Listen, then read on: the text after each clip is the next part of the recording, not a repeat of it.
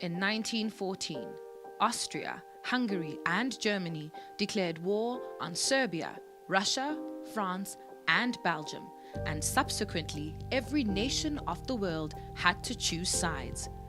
Even countries that had initially wanted to remain neutral, like the United States, were drawn into the increasing madness that engulfed the world. The President of the United States, Woodrow Wilson, initially played an active role as mediator.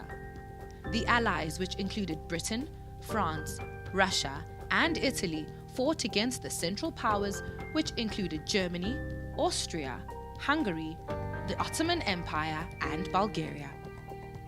After 3 years of fighting, by mid-1917, the world had been transformed into wastelands and battlefields with millions displaced, injured, or dead.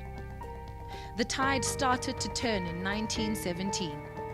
In April 1917, the United States declared war on Germany and was soon joined by several others, including China on the 14th of August.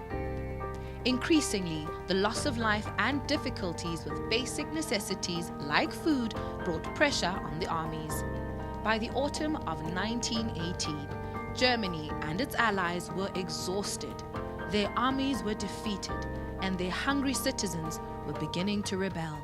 In September, German General Erich Ludendorff decided that a cessation of hostilities must be sought.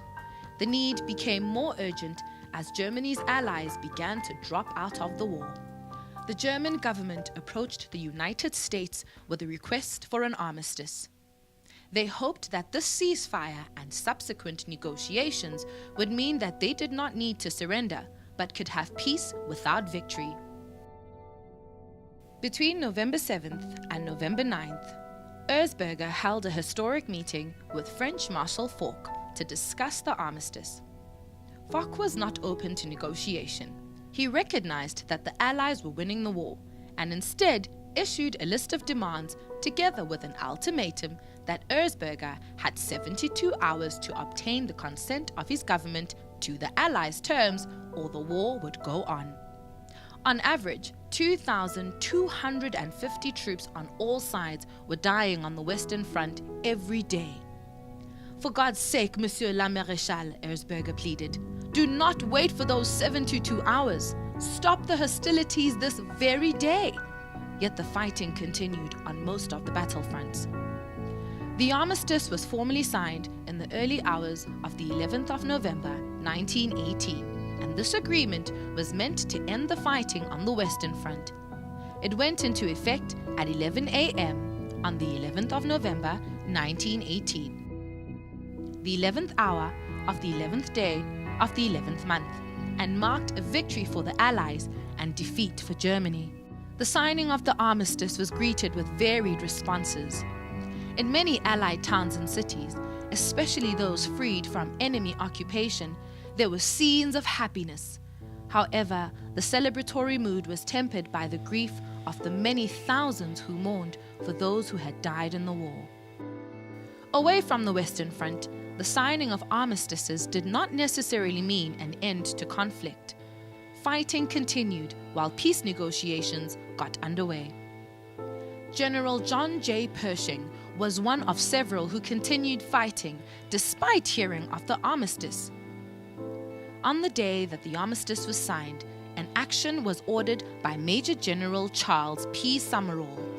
Summerall told his subordinates as he ordered them to cross the Meuse River on the war's last day. "Only by increasing the pressure can we bring about the enemy's defeat. Get into action and get across." His parting shot was, "I don't expect to see any of you again, but that doesn't matter. You have the honor of a definitive success. Give yourself to that." Summerall sent hundreds of soldiers out to defeat an already defeated enemy, whatever the cost. On November 11th, 1918, Armistice Day, the day when fighting should have ceased, the American Expeditionary Forces, the AEF, on the Western Front in France suffered more than 3,500 casualties. What a needless loss of life. Imagine if one of those had been your brother, your fiancé, or even your son. What do events that took place 100 years ago have to do with us today? And more importantly, what spiritual significance do they have? We see in the Bible that we have a far more important day than Armistice Day. 2,000 years ago, an event took place that changed history forever. Jesus Christ stepped into our world and entered a spiritual battle. The spiritual battle was between light and darkness, and God Himself declared that He would fight for us. We were the victims in this battle. We have been the prisoners of war, held captive to spiritual powers that want to keep us from the freedom we can have through our relationship with God. Jesus declared that He wants to bring us life, abundant life. He stepped into the firing line and took the bullet that was meant for us. He died in our place so that we could have His life, His freedom, His goodness. But we are living in that in-between time, where there is confusion after a war.